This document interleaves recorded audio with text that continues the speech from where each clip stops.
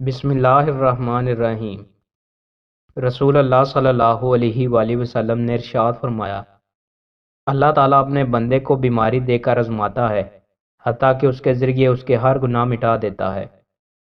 رسول اللہ صلی اللہ علیہ وآلہ وسلم نے ارشاد فرمایا، جو اللہ سے سوال نہیں کرتا اللہ اس سے ناراض اور ناخوش ہوتا ہے۔ رسول اللہ صلی اللہ علیہ وآلہ وسلم نے ارشاد فرمایا، جس شخص نے علم نجوم حاصل کیا تو اس نے جادو کا ایک حصہ حاصل کیا۔ وہ اصول سحر میں جس قدر بڑھتا گیا اسی قدر وہ اصول علم نجوم میں بڑھتا گیا۔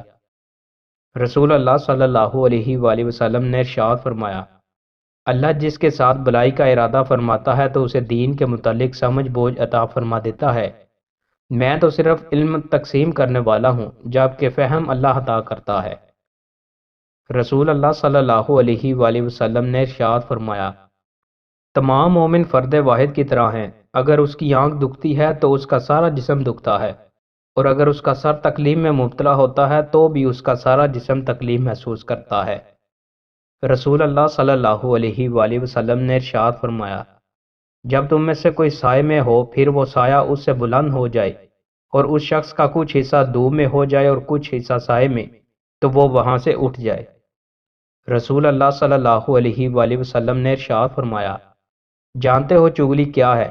صحابہ نے کہا، اللہ اور اس کا رسول بہتر جانتے ہیں۔ فرمایا، کسی شخص کی بات دوسرے کے سامنے اس طرح بیان کرنا کہ ان کے درمیان فساد برپا کر دے۔ رسول اللہ صلی اللہ علیہ وآلہ وسلم نے ارشاد فرمایا، اللہ تعالیٰ فرماتے ہیں، میرے ذکر کے لیے وقت نکالو، میں تمہارے کاموں میں برکت عطا کروں گا، ورنہ دنیاوی کاموں کی کثرت تم پر اس قدر مسلط کر دوں گا کہ تمہیں فرصت ہی نہ ہوگی اور سکون سے محروم ہوگے۔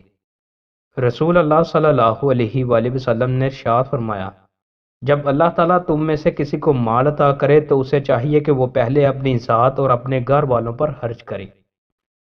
دوستو، مزید اچھی ویڈیوز کے لیے ہمارے چینل کو سبسکرائب لازمی کریں۔ بہت شکریہ۔